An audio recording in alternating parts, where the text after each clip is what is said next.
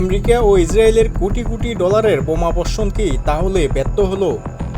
সম্প্রতি প্রকাশিত স্যাটেলাইট ছবিতে দেখা গেছে ইরান তাদের ভূগর্ভস্থ ক্ষেপণাস্ত্র ঘাঁটি অনেক প্রবেশপথ আবারও সচল করেছে।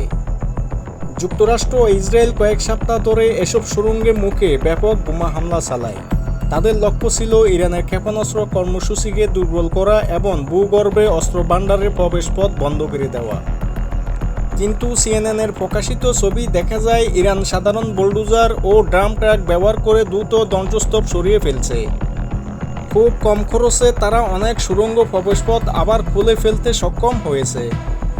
সামরিক বিশ্লেষকদের মতে শুধু সুড়ঙ্গের মুখে হামলা চালিয়ে ইরানের ক্ষেপণাস্ত্র সক্ষমতা পুরোপুরি ধ্বংস করা অনেক কঠিন, কারণ এসব স্থাপনা গভীর ভূগর্ভে নির্মিত এবং একাধিক বিকল্প প্রবেশপথ থাকতে পারে।